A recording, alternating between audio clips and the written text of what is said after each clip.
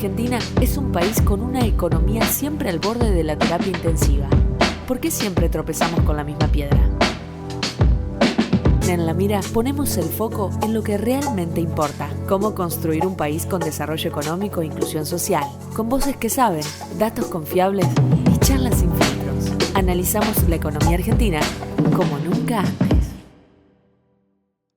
Llega diciembre y estamos nuevamente con un podcast de En La Mira.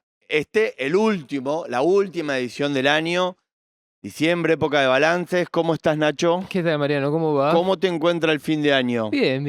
La verdad que muy bien. ¿Cansado? No tanto. Además, pero creo que no vamos a tener muchas vacaciones este año, así que... Ah, ¿sí? Sí, ¿Tenés pensado trabajar el verano? Tenemos algunas cosas que hacer en verano, sí. Bueno, me alegro por vos, pero siempre es bueno algunas vacaciones. Sí, algo así, unos días Hay sí. que darle descanso al cuerpo y a la mente. A la mente.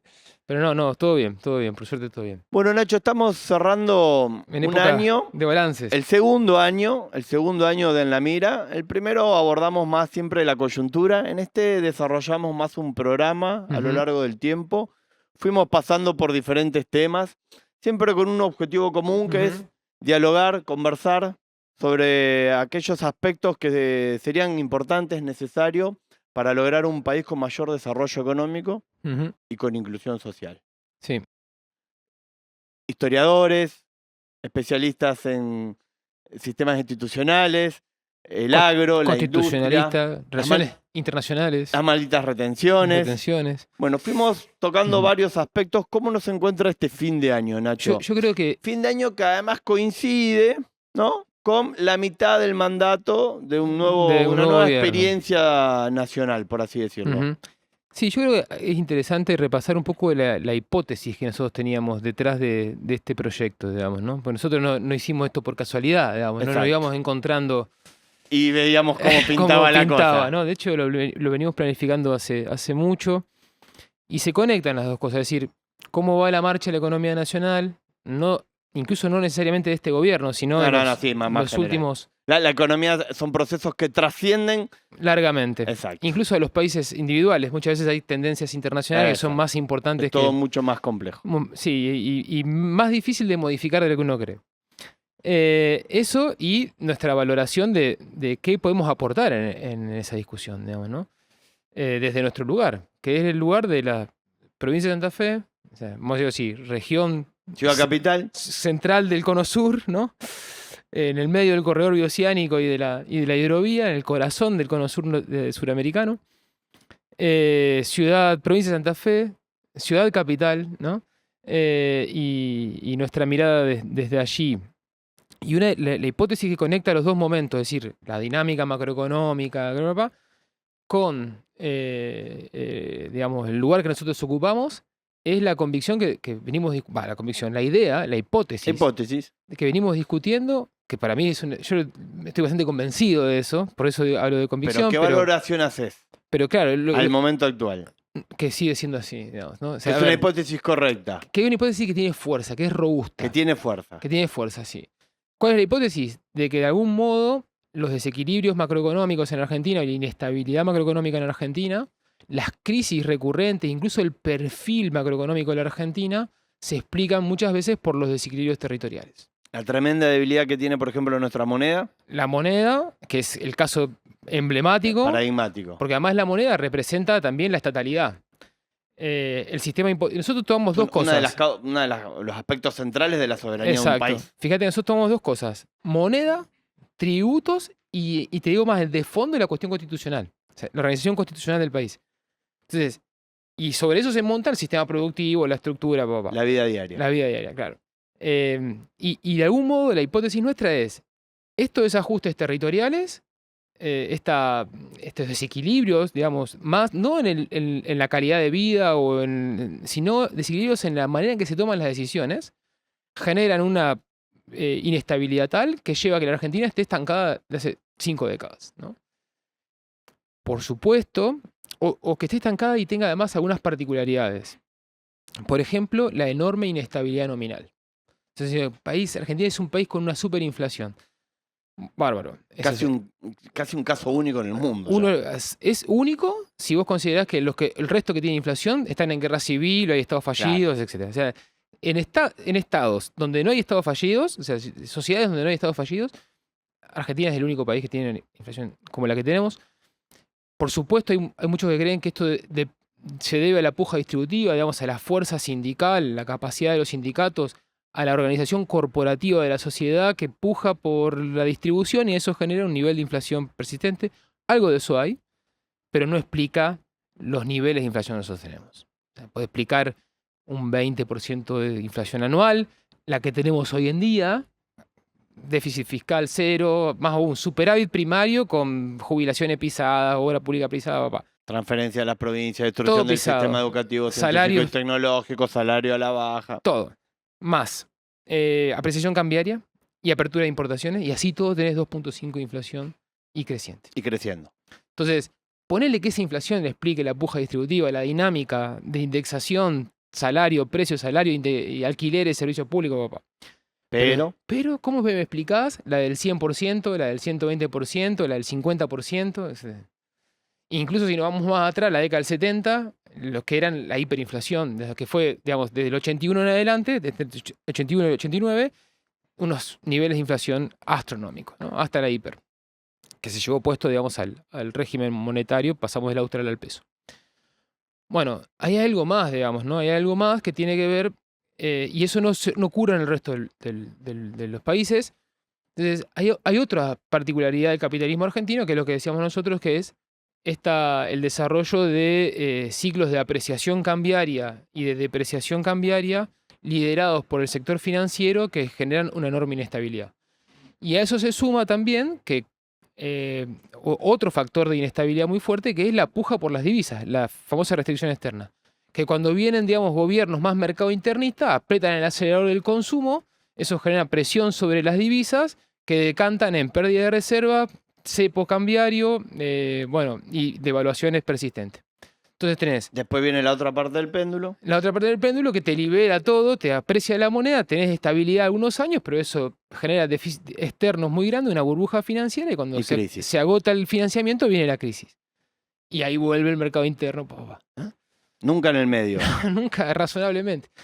La cuestión es que lo comparamos a esto, con Brasil y con Chile, y Brasil y Chile tienen por supuesto, todos los países cada tanto apelan a la apreciación. Mover algunos puntitos. Aumentan la tasa de interés, te la bajan un poco, pero lo comparás con Argentina, y Argentina pega unos bandazos que multiplica por 4 o por 3, digamos, dependiendo de la experiencia, a lo que hacen el resto de los países. Entonces, es un problema de magnitud. Es decir, es un problema de la profundidad con la que se llevan adelante este tipo de estrategias que generan además enormes transferencias de riqueza. Además, hay que decirlo. Ahora, ahí en tu hipótesis está claro que reconoces el conflicto capital-trabajo del capitalismo argentino, como cualquier capitalismo del mundo. Reconoces la disputa importadores-exportadores, exacto, que es una particularidad ya del capitalismo argentino y podríamos decir de economías con estructuras productivas desequilibradas. Sí, y con clases medias fuertes, sector industrial, etc. Pero vos insistís o priorizás en tu hipótesis que hay otro problema que explica esta inestabilidad del sistema capitalista argentino. Sí, que es la financiera. Y que se explica y que quizás una manera de resolverlo podría venir desde lo territorial. Exactamente. Incluso también la anterior, la que refiere a la restricción externa también, porque se conectan mucho. Por eso vinimos poniendo mucho en valor en los podcasts anteriores diferentes aspectos que hacen a esta conclusión o a este momento que estamos balanceando. Exactamente. Explícanos un poquito mejor eso, Nacho. El que nos escuche y nos mira quiere saber mejor. Quiere terminar de entender mejor eso. Una de las hipótesis que tenemos nosotros es que la dimensión financiera, estos vaivenes financieros, estos ciclos de apreciación y depreciación, tienen mucho que ver con la autonomización del Banco Central respecto de los intereses regionales del país. Y de la City porteña. Claro, con un peso muy fuerte de la City porteña a la hora de definir ministro de Economía, sin, digamos así, contrapesos. No hay contrapesos institucionales para quien agarra el Banco Central y hace lo que quiere.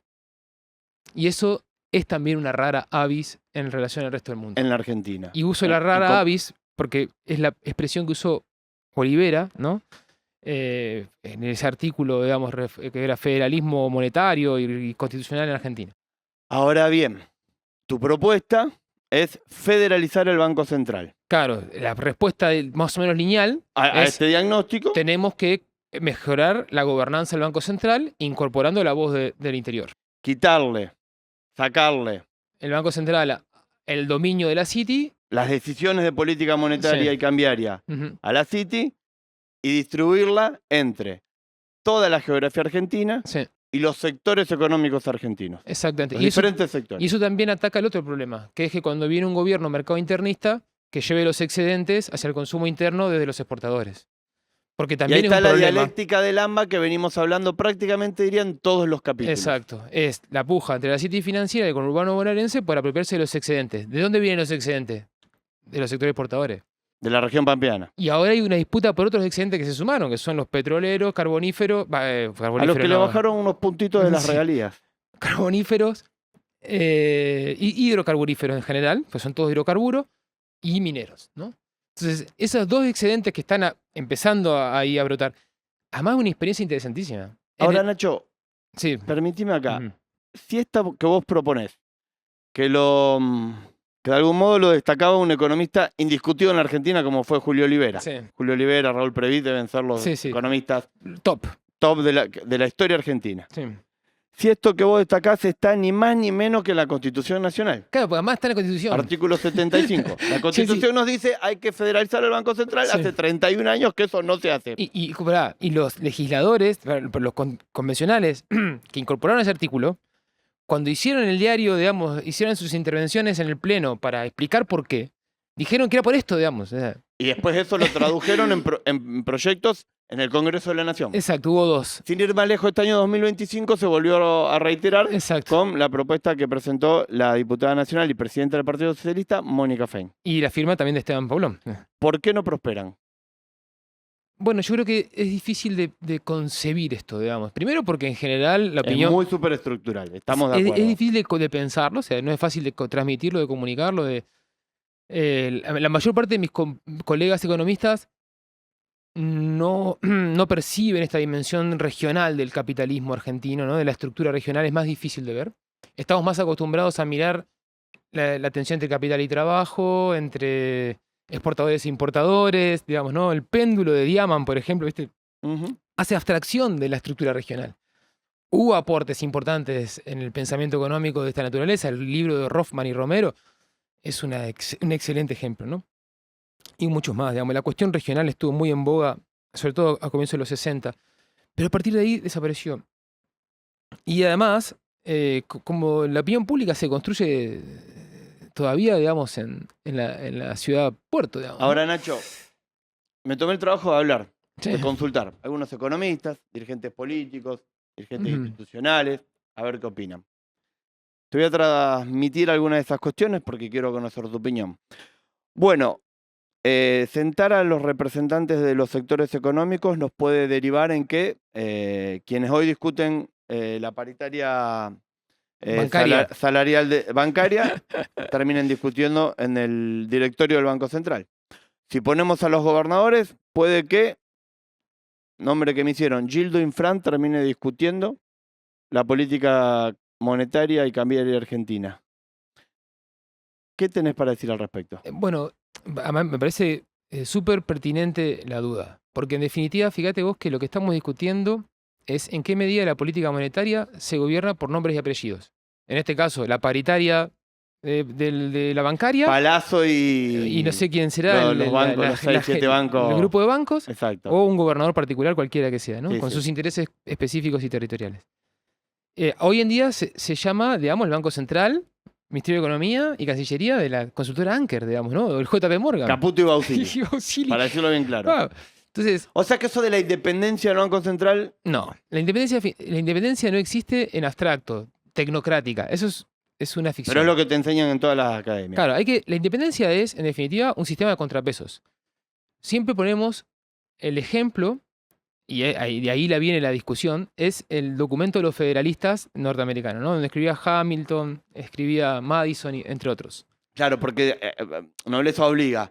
Tu modelo o el que siempre pones como ejemplo Es la reserva. para la federalización del Banco Central es la Reserva Federal de Estados Unidos. Exactamente. O es el caso del Banco Federal de Brasil. O sea, Exacto. sí. ocurre en otros países del mundo. No, ni hablar. Vaya, ocurre en Sí, la potencia no, mundial bueno. como es Estados Unidos. Es el ejemplo No perfecto. es tan loco si uno lo mira desde ese punto de No, vista. totalmente. Pero a ver, explícanos y convencenos entonces. De algún modo, esta idea de que el federalismo es un mecanismo para poder lograr una independencia real, ¿no?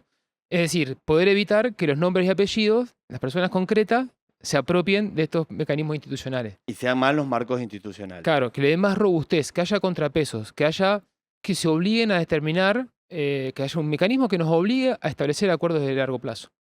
El riesgo puede ser que esos acuerdos no se lleguen y uno llegue a un estancamiento. Un empantanamiento. Un empantanamiento. Eso puede ocurrir, incluso, digamos, puede ser muy grave eso también. Entonces hay que buscar la manera para que eso no ocurra y generar un diseño institucional para que haya manera de cortar con eso. Se hace eso. Por ejemplo, el balotaje.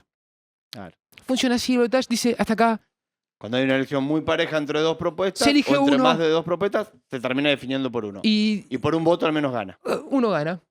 Entonces, hay mecanismos para resolver esos Sí, para salir del empantanamientos. empate, digamos. Exactamente. Hay que diseñarlo, eso hay que diseñarlo bien. Nosotros tenemos una propuesta. Como en el fútbol, los penales. Exactamente, nosotros tenemos A propuesta. nadie nos gusta ir a los penales. A nadie. Pero es una forma de resolverlo. Capaz que jugaste re bien el partido, pero te metieron un gol penal y perdiste. Bueno, entonces hay que resolver. La cuestión es que, precisamente lo que nosotros estamos buscando es que esta idea es el famoso artículo dentro del Federalista es de Madison, digamos, ¿no?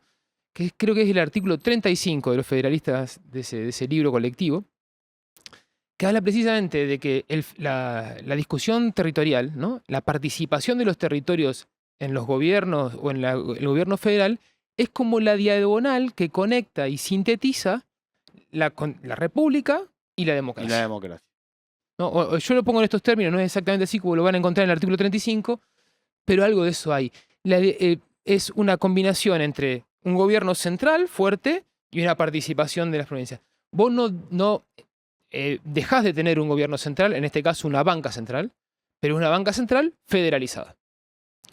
Entonces, de algún modo tenés que encontrar el diseño institucional para que las provincias o las regiones, nosotros no proponemos las provincias, sino un sistema de regiones en función de sus parecidos e intereses comunes, puedan mantener un equilibrio de decisión en la materia monetaria y cambiaria. Y de esa manera ponerle un coto al Banco Central como funciona hoy en día, en una ciudad capital que se ha autonomizado y prácticamente desentendido Exacto. de la suerte que corre todo el interior de la Argentina en general. Mientras que al mismo tiempo vive de los excedentes que producen esas Sí, que regiones. produce ese interior. Ahora Entonces, bien, Sí.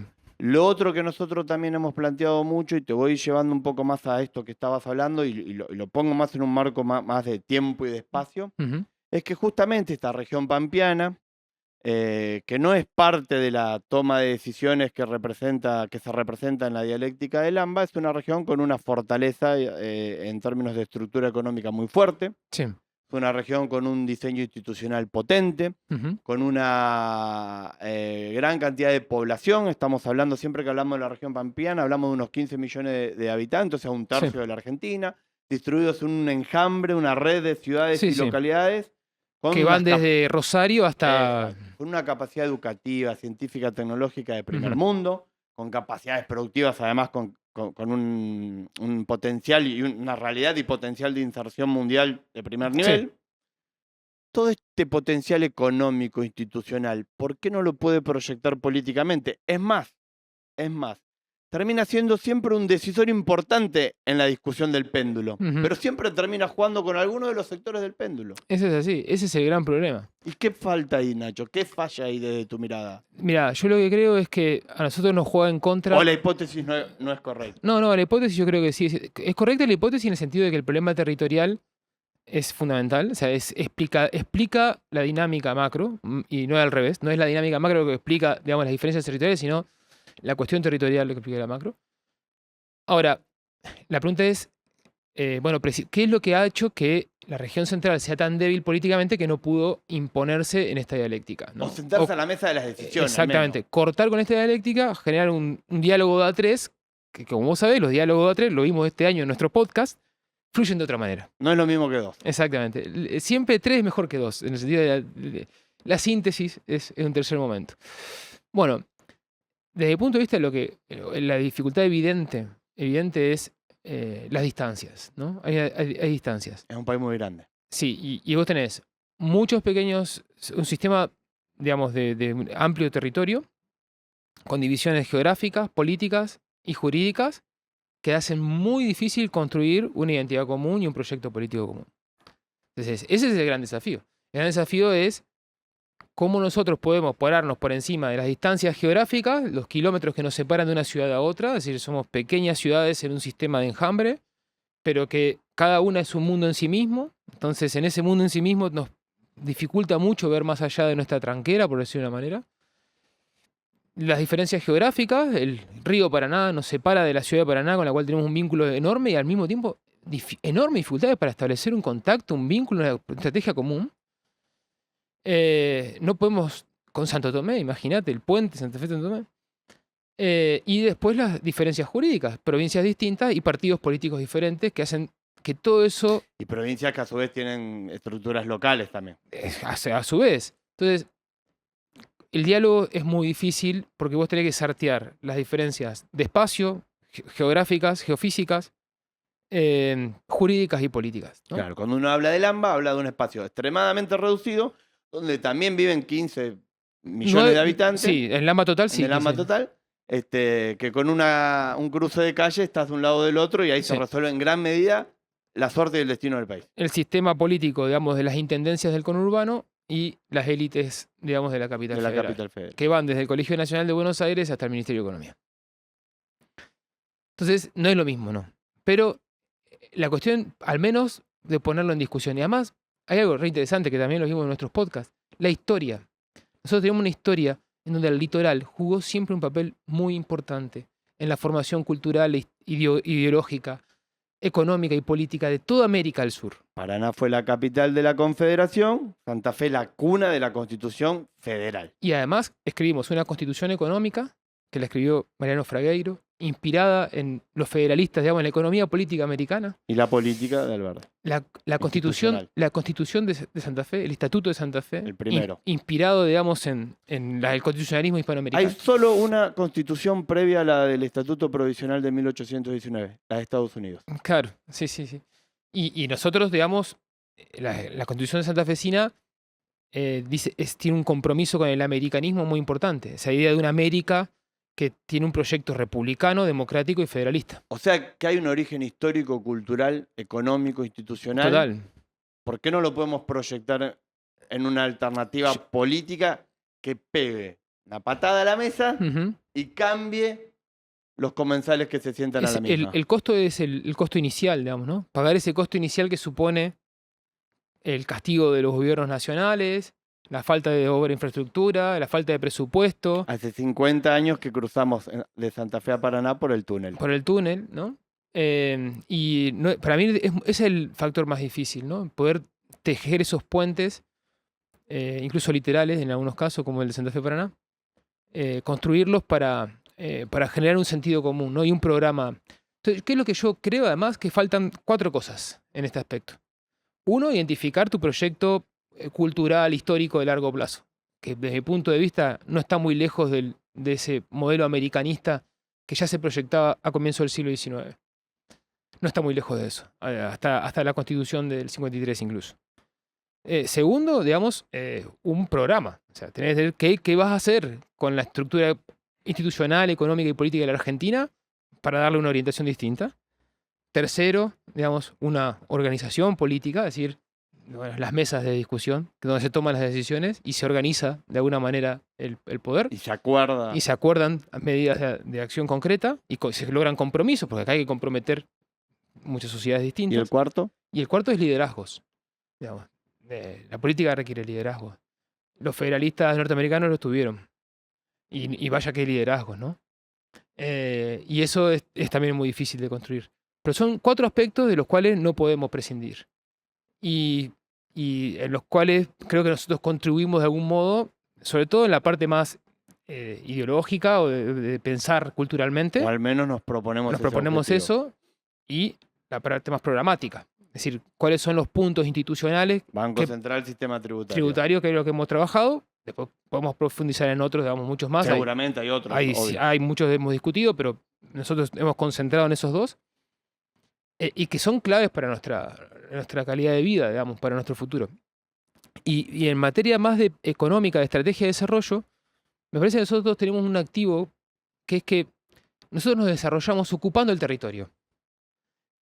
la dialéctica del AMBA se desarrolla absorbiendo recursos y Concentrándolos en un pequeño territorio. nuestra dinámica de desarrollo es expansiva. En el sur hay una explotación muy grande de territorio sin humanidad, Sin gente. sin gente. Y muy los poco. recursos viajan así, se convierten en divisas y van al consumo, la finanza, Nosotros lo que hacemos es avanzamos ocupando territorio, haciendo crecer las ciudades intermedias, medianas y pequeñas, Y reteniendo el excedente. y reteniendo el excedente. Ujú.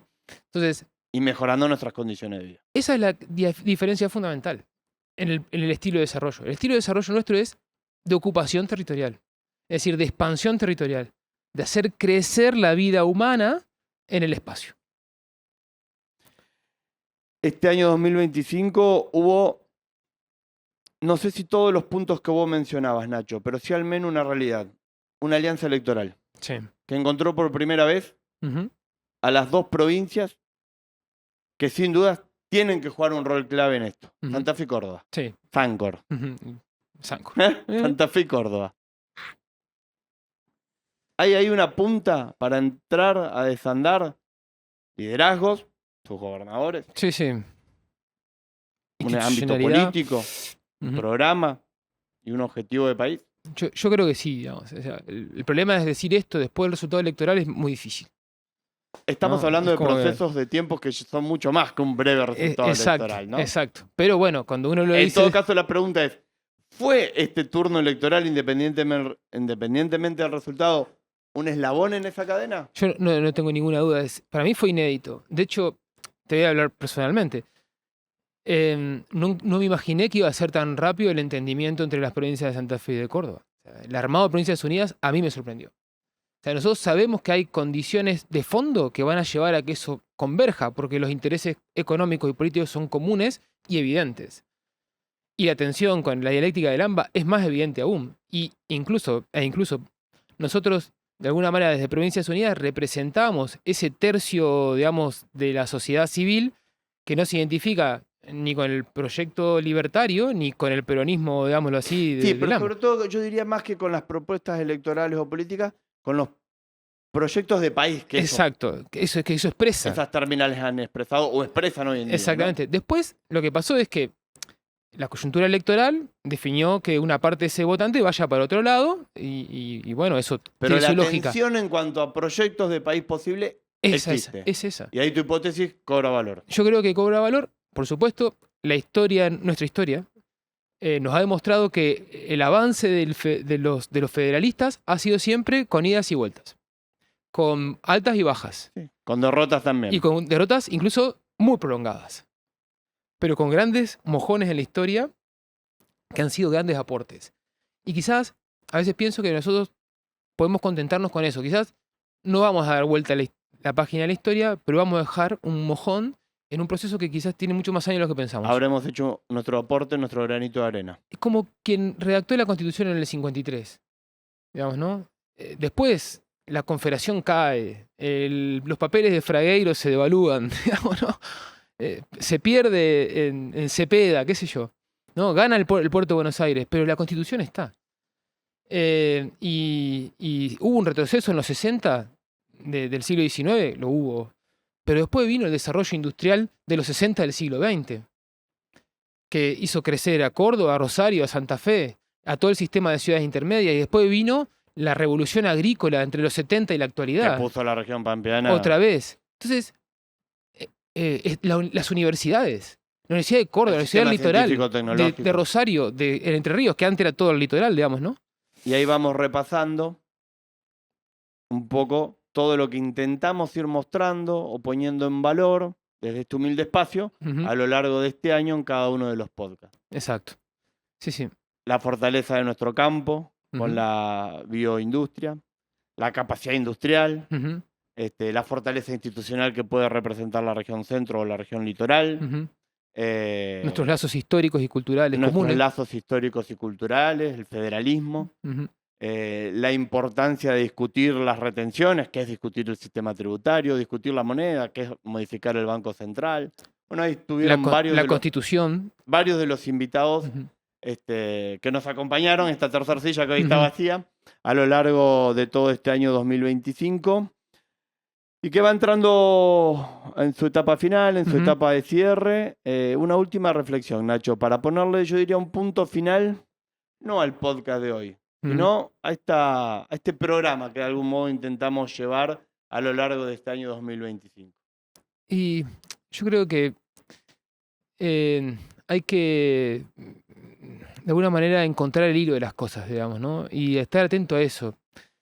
Y a no desesperar en los tiempos políticos, ¿no? A tener la paciencia suficiente como para ver estos largos procesos, ¿no? Perdón la repetición.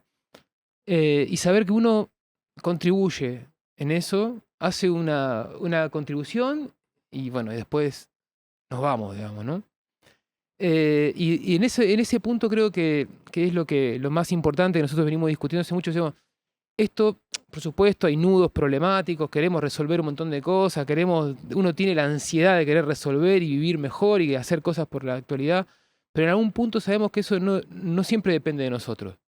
Que hay muchas coyunturas, que incluso puede que nos toque una época de la historia en donde, qué sé yo, pasemos sin pena ni gloria, pero en esa reflexión del hilo rojo que conecta las cosas, poder identificarlo, poder caracterizarlo correctamente, tener una hipótesis robusta y que más o menos funcione, y en ese marco hacer una breve contribución. Entonces, con eso yo creo que es suficiente. Cumplimos. Con los tiempos intensos y vertiginosos que además hoy vive la humanidad, poder a veces hacer la pausa y tomarse el tiempo para la reflexión, de alguna manera, que es lo que estabas expresando, damos por cumplido y por aceptado. Aceptable. Sí. ¿Estamos satisfechos con el trabajo realizado este año? Creo que fue un buen resultado, sí. Ojalá quienes están del otro lado lo juzguen del mismo modo. Ojalá.